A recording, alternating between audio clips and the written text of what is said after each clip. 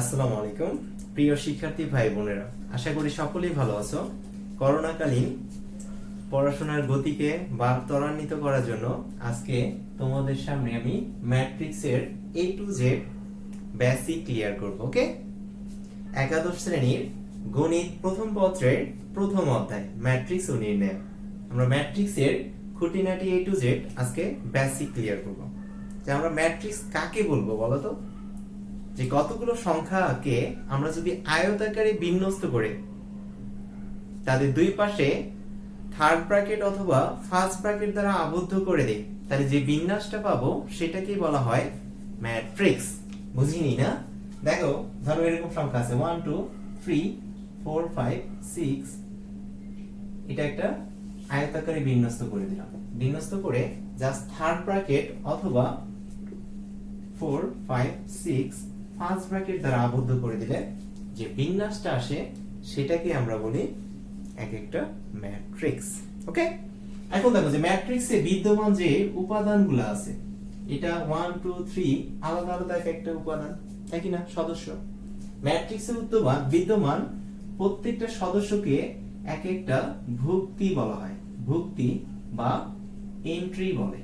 Entry বলে। ওকে, তাহলে আমরা ম্যাট্রিক্স কি জিনিস সেটা হালকা ধারণা নিলাম, তাই না? যে ম্যাট্রিক্স হচ্ছে যে কতগুলো সংখ্যাকে যদি আমরা আয়তাকারে বিন্যস্ত করে তাদের দুই পাশে থার্ড ব্র্যাকেট অথবা ফার্স্ট ব্র্যাকেট দ্বারা আবদ্ধ করে দিই, তাহলে যে বিন্যাসটা আসে সেটাকে আমরা ম্যাট্রিক্স বলি। ঠিক আছে, এটা একটা ম্যাট্রিক্স, এটাও একটা ম্যাট্রিক্স। ম্যাট্রিক্স বলি। আর ম্যাট্রিক্সে বিদ্যমান প্রত্যেকটা সদস্যকেই এক একটা ভুক্তি বা এন্ট্রি বলা হয়। এখন আমরা চলে আসব সবচেয়ে গুরুত্বপূর্ণ জিনিসে, যে ম্যাট্রিক্স এবং নির্ণায়কের ক্ষেত্রে যেটা সব সময় কনফিউশনে ফেলাই দিবে, যে আমরা সারি কাকে বলবো আর কলাম কাকে বলবো। ওকে, দেখো আমরা ভূমির সমান্তরাল লাইনকে আমরা কি বলি? একটা অনুভূমিক লাইন, তাই না? এইখানে দেখো তো যে আমরা যে ভুক্তিগুলো আছে, যে প্রথম ভুক্তি থেকে তুমি কাউন্ট করো, যে প্রথম ভুক্তি বরাবর এই ভূমির সমান্তরাল কয়টা লাইন ড্র করা যায়? দেখো তো, এই ভুক্তিগামী কি একটা লাইন ড্র করা যায়, এই ভুক্তিগামী কি আরেকটা লাইন ড্র করা যায়। তাহলে এই অনুভূমিক বরাবর এই ভুক্তিগুলোর বিন্যাসকে এক একটা সারি বা রো বলা হয়। তাহলে আমরা রো বা সারি কাদেরকে বলবো? যে অনুভূমিক বরাবর ভুক্তিগুলোর বিন্যাসকে। যে এখানে দেখো যে এই একটা সারি পাইছো, এখানে 1 2 3 মিলে একটা বিন্যাস হয়েছিল কিনা? এই 1 2 মিলে আসলে একটা বিন্যাসকে বোঝাচ্ছে, এবং এরা কি অনুভূমিকের সমান্তরাল। দ্যাট মিন্স কি এটা একটা সারি। তারপর দেখো যে এটা আরেকটা সারি। এরকম অনুভূমিকের সমান্তরাল তুমি জয়টা লাইন ড্র করতে পারবে কোন ম্যাট্রিক্সে, সেখানে তয়টা সারি তৈরি হয়ে যাবে। এখন ভূমির সাথে 90 ডিগ্রি কোণ উৎপন্ন করে কোন রেখা চলে গেলে সেই রেখাটাকে আমরা উল্লম্ব রেখা বলি, তাই না? সেম ভাবে তুমি এই ভুক্তিগামী যতগুলা উল্লম্ব বিন্যাস পাবা ভুক্তিগুলার, সেগুলাকে এক একটা কলাম বলবা বা স্তম্ভ বলবা। তাহলে দেখো তো, উল্লম্ব বরাবর কি একটা বিন্যাস পাইছো, এই আরেকটা তিনটা লাইন ড্র করতে পারছো। তার মানে কি এখানে কলাম আছে কয়টা? এখন যদি প্রশ্ন করি, তাহলে কলাম কয়টা বলবা? যে কলাম আছে এখানে একটা দুইটা তিনটা, তাই কি না? তাহলে উল্লম্ব বরাবর যে ভুক্তিগুলার বিন্যাস, সেগুলাকে আমরা এক একটা কলাম বলবো। ওকে, তাহলে আমরা কলাম এবং সারি এই জিনিসটা কিন্তু খুবই গুরুত্বপূর্ণ। আমরা এর সাহায্যেই ম্যাট্রিক্সের ক্লাসিফিকেশন গুলো করব অনেক ধরনের। ওকে, তাহলে আমরা সারি, দেখো তো এই ম্যাট্রিক্সটা যদি এখন আমরা সারি এবং কলাম সংখ্যাটা আলাদা আলাদা করে বের করতে চাই, দেখো তো এই ম্যাট্রিক্সে কয়টা সারি ছিল? একটা দুইটা, তাই কি না? তাহলে সারি আমরা পেলাম দুইটা, আর কলাম ছিল একটা দুইটা তিনটা, উল্লম্ব লাইন ড্র করতে পারছি। তাহলে এখানে কলাম সংখ্যা ছিল তিনটা। এখন যদি কোনো ম্যাট্রিক্স তোমাকে দিয়ে বলে যে এটা কত অর্ডারের ম্যাট্রিক্স, তাহলে অর্ডার জিনিসটার সাথে আমরা পরিচিত হয়েছি, যে অর্ডার বা ক্রম। যে ম্যাট্রিক্সের অর্ডার বা ক্রমটা আমরা কিভাবে বের করব? যে একটা ম্যাট্রিক্সের অর্ডার বা ক্রম যদি তোমাকে কখনো বের করতে হয়, তুমি জাস্ট সারির সংখ্যাটা বের করবা, সারি গুণন কলামটাকে লিখে দিবা। ওকে, যে একটা ম্যাট্রিক্সের সারি এবং কলামের গুণফলকেই সেই ম্যাট্রিক্সের অর্ডার বা ক্রম বলা হয়। তাহলে এখানে দেখো তো যে এই ম্যাট্রিক্সটার আমরা যদি এখন অর্ডারের কত অর্ডারের ম্যাট্রিক্স সেটা বের করতে চাই, তাহলে আমরা দেখলাম হচ্ছে সারি ছিল কয়টা? সারি ছিল দুইটা, তাই না? একটা দুইটা সারি ছিল। আর কলাম ছিল কয়টা? কলামের মান বসাই দাও, তিনটা কলাম ছিল। তাহলে এটা কি 2 into 3 অর্ডারের ম্যাট্রিক্স। কিন্তু আমরা এই ইনটুটাকে অর্ডারের ক্ষেত্রে সব সময় বাই আকারে প্রকাশ করব। ওকে, তাহলে এই ম্যাট্রিক্সটা হচ্ছে কত? দেখো তো 2/3 অর্ডারের একটা ম্যাট্রিক্স, তাই কি না? তাহলে আমরা সারির এবং কলামের গুণফলকেই সেই ম্যাট্রিক্সটার কি বলবো? অর্ডার বা ক্রম বলবো। এবং এই গুণফলটাকে আমরা অর্ডারের ক্ষেত্রে কি প্রকাশ করব? কি দ্বারা? বাই দ্বারা উচ্চারণ করব। ওকে, বলার সময়। তাহলে আমরা এই ম্যাট্রিক্সটার পেলাম অর্ডার 2/3। এখন যদি এরকম একটা ম্যাট্রিক্স দিয়ে দেয় যে 1 2 5 6 7 9 2 8 3, এরকম একটা ম্যাট্রিক্স দিয়ে দিল, তাহলে এই ম্যাট্রিক্সটা কত অর্ডারের যদি তোমাকে প্রশ্ন করা হয়, তুমি পারবা না এখন যে অর্ডার মানে কি জানি আমরা? সারি এবং কলামের গুণফল। তাহলে এখন দেখো তো এখানে সারি আছে কয়টা? অনুভূমিক বরাবর কয়টা লাইন ড্র করা যায়? একটা দুইটা তিনটা। তাহলে এখানে সারি আছে কয়টা? তিনটা। কলাম আছে কয়টা? উলম্ব বরাবর একটা দুইটা তিনটা লাইন ড্র করতে পারছো, তার মানে কি এখানে কলাম আছে তোমার তিনটা। তাহলে এই ম্যাট্রিক্সটা কত অর্ডারের? 3/3 অর্ডারের একটা ম্যাট্রিক্স। এই বন্ধু ক্লিয়ার? কারো কোনো সমস্যা আছে?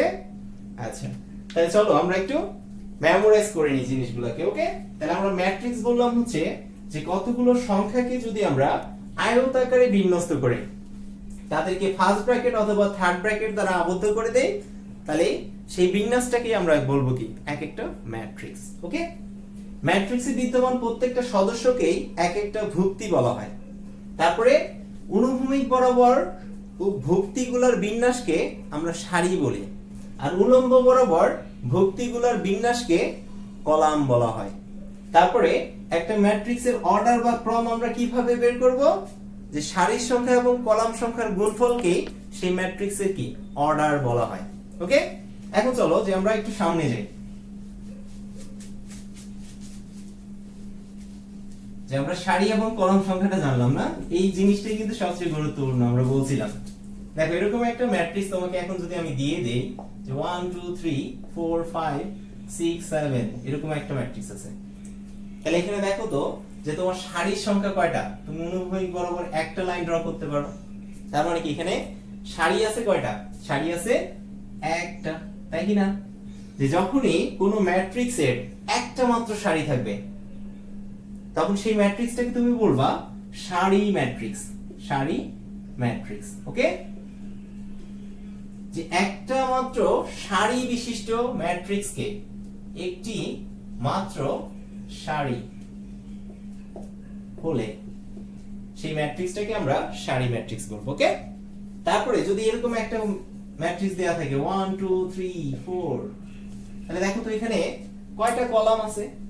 এই উলম্ব বরাবর একটা লাইন ড্র করে দিলাম, তাহলে এখানে কি? একটা মাত্র কলাম আছে, তাই কি না?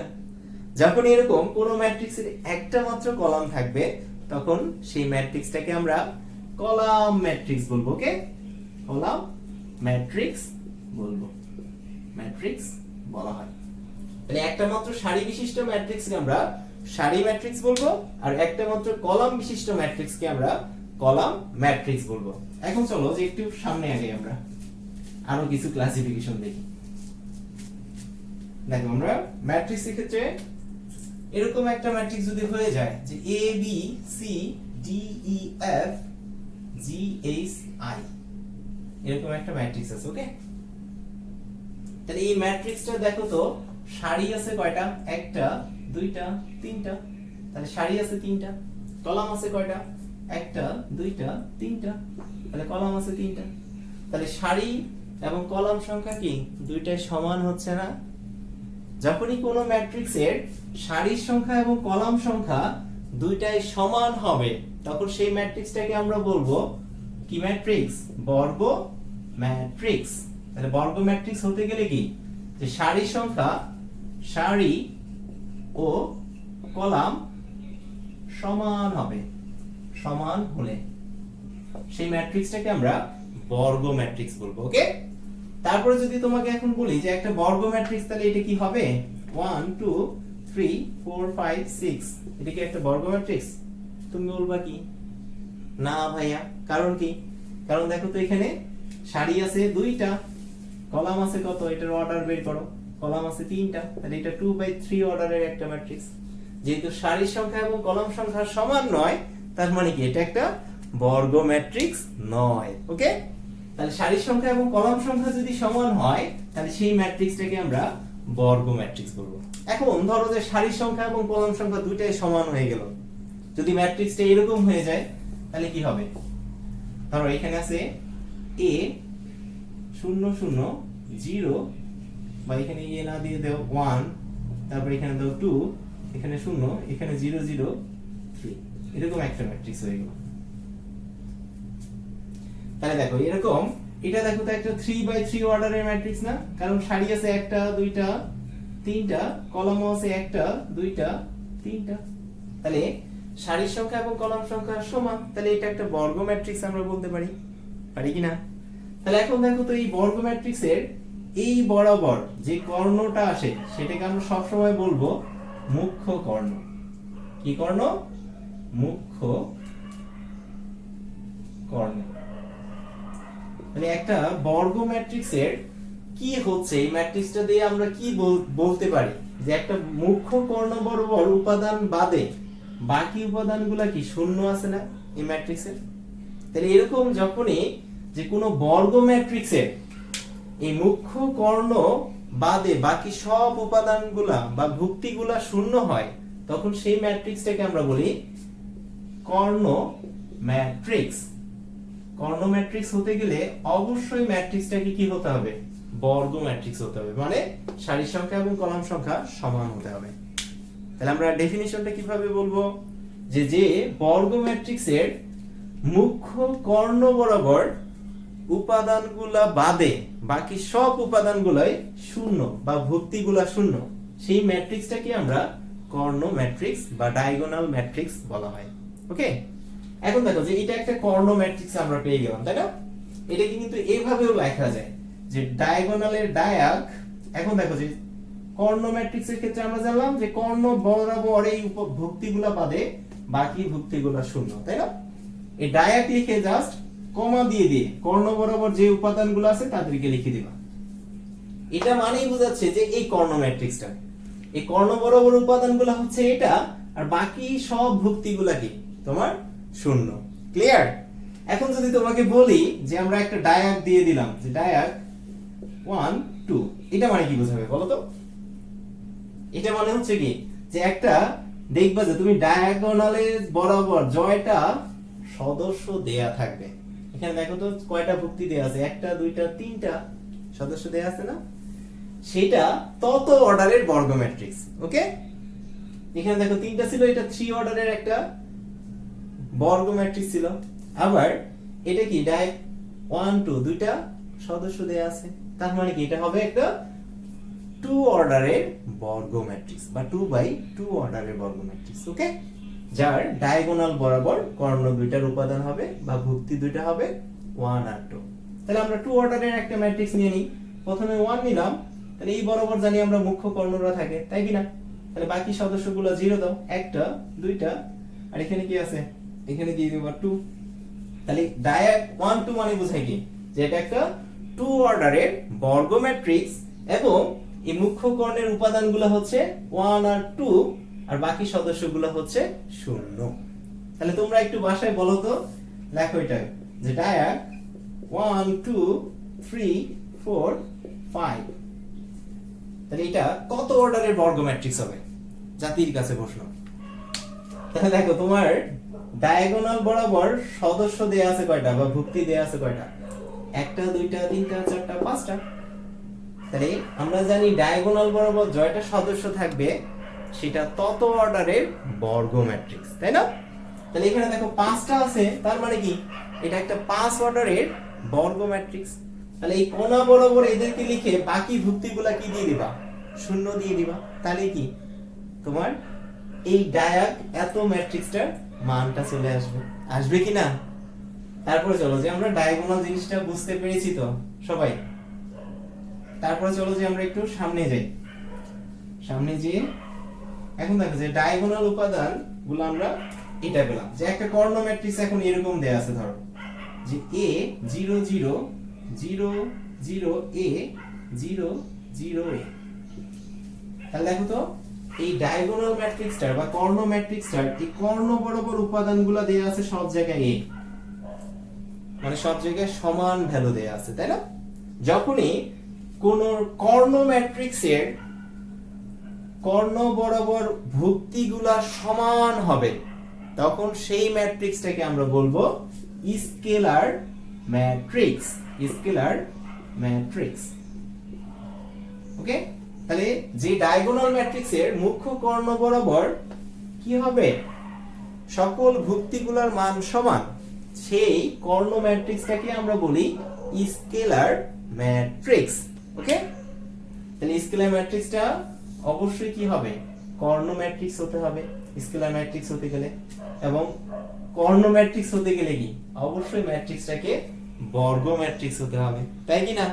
তাহলে আমরা দেখলাম যে স্কেলার ম্যাট্রিক্স একটা কর্ণ ম্যাট্রিক্স। আবার যদি বলি যে স্কেলার ম্যাট্রিক্স কি আসলে একটা বর্গ ম্যাট্রিক্সও। সারির সংখ্যা এবং কলাম সংখ্যা সমান হলে কি একমাত্র কর্ণ ম্যাট্রিক্স বের করা সম্ভব, তাই কি না?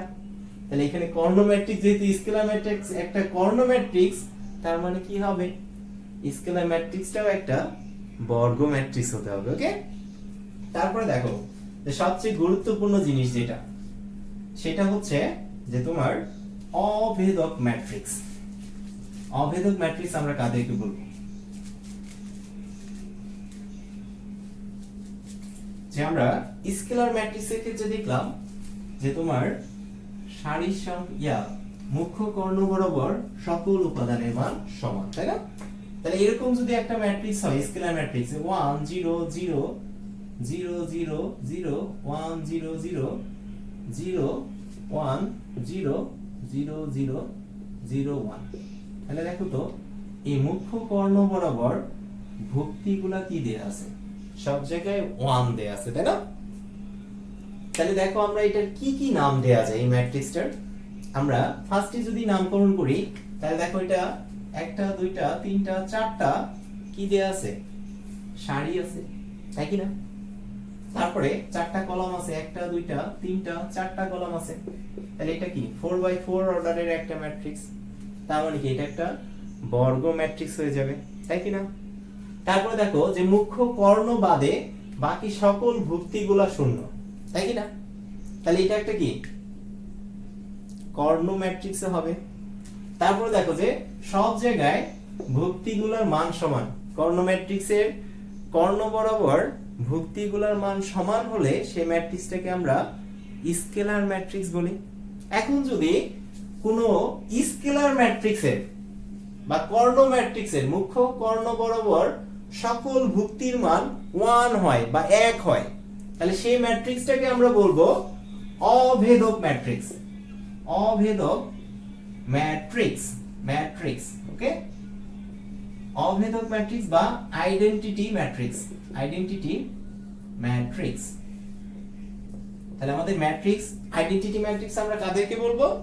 যখন একটা কর্ণ ম্যাট্রিক্সের বা স্কেলার ম্যাট্রিক্সের এই মুখ্য কর্ণ বরাবর সকল ভুক্তির মান 1 হবে, তখন সেই ম্যাট্রিক্সটাকে আমরা বলবো আইডেন্টিটি ম্যাট্রিক্স।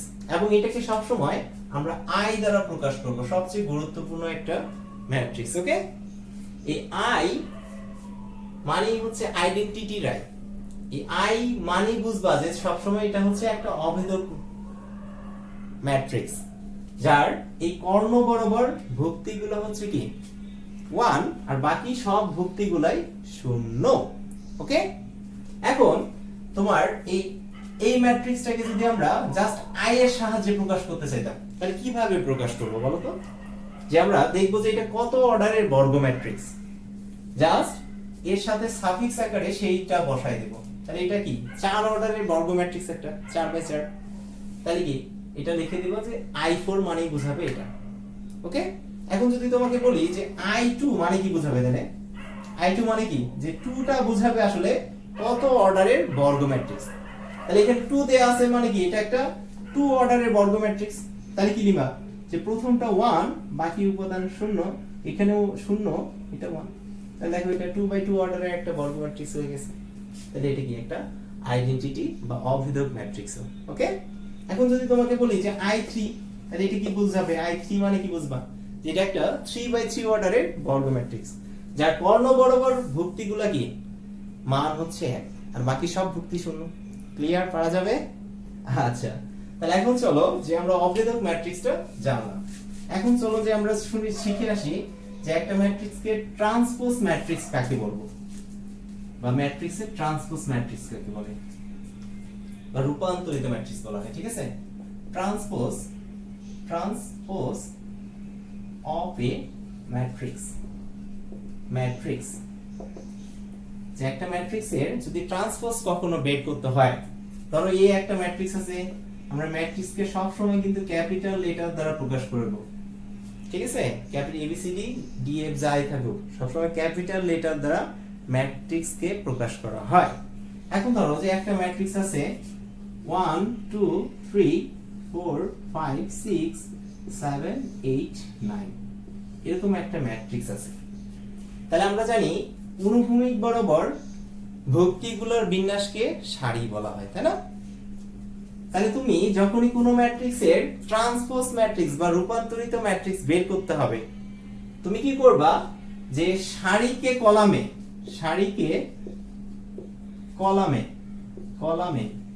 অথবা কলামকে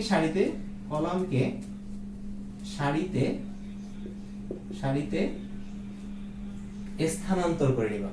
যে সারিকে কলামে নিয়ে যাবা অথবা কলামকে সারিতে নিয়ে আসলে কি হবে, সেটা ট্রান্সপোজ ম্যাট্রিক্স চলে আসবে। বুঝিনি? দেখো এ ম্যাট্রিক্সটা তুমি ট্রান্সপোজ ম্যাট্রিক্স বের করতে যাবা, তাহলে এটাকে লেখা হয় a to the power t, t তে ট্রান্সপোজ, a ট্রান্সপোজ তুমি বের করতেছো, এটাকে সবসময় আমরা এইভাবে প্রকাশ করব। ওকে, তাহলে আমরা জানি ট্রান্সপোজ ম্যাট্রিক্স বের করার জন্য কি করব আমরা, যে সারিকে হয় কলামে নিয়ে যাব অথবা কলামগুলোকে কি সারিতে নিয়ে আসব, তাহলে সেই ম্যাট্রিক্সটার ট্রান্সপোজ ম্যাট্রিক্স বের হয়ে আসবে, তাই না? তাহলে এখন দেখো যে আমরা এই সারিটা ছিল, এটাকে যদি আমরা কলামে নিয়ে আসি, তাহলে কি হয়, যে এই সারিটা চলে আসবে প্রথম কলামে। তাহলে দেখো 1 4 7, তারপরে দ্বিতীয় সারিটা চলে যাবে দ্বিতীয় কলামে 2 5 8, তারপরে তৃতীয় সারিটা চলে যাবে কি তৃতীয় কলামে 3 6 9। তাহলে এ ট্রান্সপোজ তুমি পেয়ে গেলা, যে কোনো সারিগুলোকে কলামে নিয়ে আসবা অথবা কলামগুলোকে কি সারিতে নিয়ে যাবা, নিয়ে গেলে যে ম্যাট্রিক্সটা আসবে সেটাই হয়ে যাবে কি প্রদত্ত ম্যাট্রিক্সের ট্রান্সপোজ ম্যাট্রিক্স। বুঝিনি? দেখো আমরা একটা ছোটটা করে দেখি। ধরো b ইকুয়াল টু দেয়া আছে 5 8 9 6, তাহলে এটা ট্রান্সপোজ কি হবে, b ট্রান্সপোজ। তুমি কি করবা, v ট্রান্সপোজ বের করতে যাচ্ছ, তাহলে ধরো এই কলামটাকে তুমি এখন সারিতে নিয়ে যাবা, তাহলে কি আসে দেখো তো 5, আর এটা চলে যাবে এখানে সারিতে, মানে কি 8 এখানে চলে আসলো। আবার এই দ্বিতীয় কলামটাকে কি যাবা দ্বিতীয় সারিতে নিয়ে যাবা, তাহলে প্রথমে আছে 9, তারপরে আছে কি 6, তাহলে বি এর ট্রান্সপোজ ম্যাট্রিক্স পেয়ে গেলাম এটা। ক্লিয়ার? তাহলে যদি আমরা কোন ম্যাট্রিক্সের সারিকে কলামে এবং কলামকে সারিতে রূপান্তরিত করি বা স্থানান্তরিত করি, তাহলে যে ম্যাট্রিক্সটা পাওয়া যায় সেটাকে কি বলা হয়, ট্রান্সপোজ অফ এ ম্যাট্রিক্স অথবা রূপান্তরিত ম্যাট্রিক্স বলা হয়। আর এটাকে আমরা সব সময় পাওয়ার আকারে t দ্বারা লিখবো। ওকে, এখন চলো যে আমরা একটু আরো সামনের দিকে যাই। আরো কিছু ম্যাট্রিক্স আছে, এরপরে আছে তোমার যে সিমেট্রিক ম্যাট্রিক্স,